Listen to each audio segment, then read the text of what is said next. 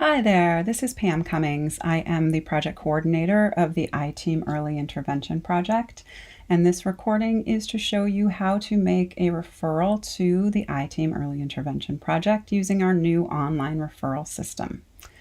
So the first thing you do is go to our website right here. And on the front page right now, or over here on our bar, how to request services, you could click here or here.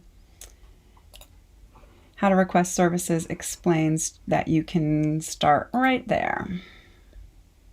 And it opens up our new referral system. To begin a referral, you need to get a code. So I'm going to click Begin a Referral and put in my name, first and last, and email address.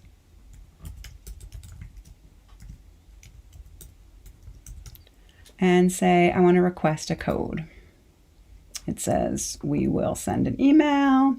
And yes, it did come in right here. Not right there. Here's the email I got saying, thanking me for initiating a referral. And I'm going to take the code from here and go back to the referral. Now that I have a referral code, I'm going to open the referral and put the code in, say open, and it gets me to the first page of the referral. I'm actually going to switch over to one that I started so that I don't have to spend time typing. Here's a made-up kid, Teddy Stein. So this first page has my demographic information. So it does request that I give at least one form of contact information.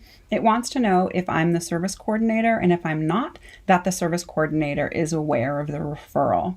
Again, anyone on the team can make the referral, but we want to make sure that the service coordinator and the parent are aware of the referral and agree with it.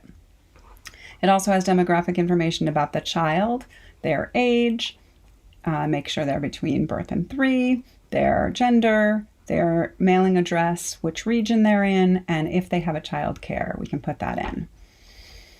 If I need to stop the referral partway through and get some information, or a kid is calling me, or I need to go make dinner, at any point I can say save and exit.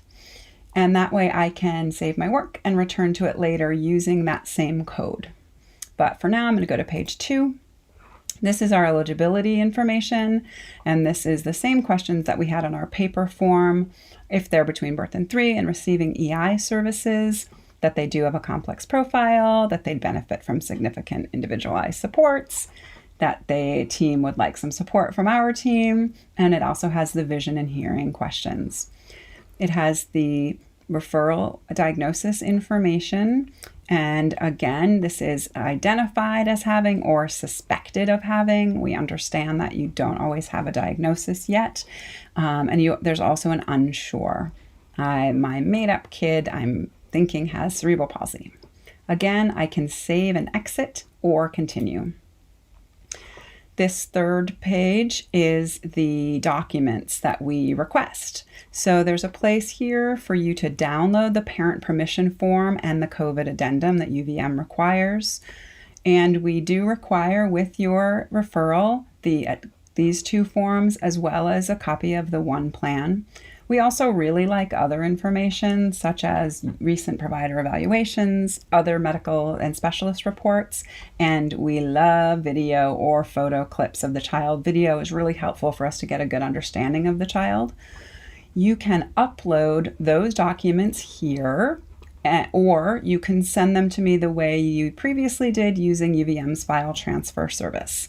There's some dedicated fields, and or if you have other documents you want to add, you can add them up here, and it's very easy to upload. You click here to upload. You say you want to choose a file. I am going to just grab a picture of my kitty and say upload, and there she is. Moving on to page 4. This is the page with the team members. So it has the parent information, and it's got the service coordinator and then any or all the team members that you have. And it is going to request that you give at least one type of contact information, email, phone. And then if you have additional people that you want to add, you can put add person up here and it'll give you more fields. Again, at any time you can save and exit. Continuing on, this is the page with the questions about why you want our support. It has the describing your technical assistant needs and space for 3 different questions. Now we are just about done. So at this point, if you still don't feel like you're done, you should save and exit. But if you feel like you're complete, you'll click to finish. And at this point, you won't be able to go back to it. It does have a question about if the service coordinator is not the person filling out the application, but you'd like them to be the primary contact, you can say add them here. I'm going to click to finish. And it's telling me that the completed referral is going to come to me as the coordinator, so I'm aware that it happens. And this page gives information on the next steps in the process, which is that you've given us parent permission, and then our point person will be sending you an email to schedule. All right, and if you have any questions or issues, you can get in touch with me or go to our website, and we look forward to working with you.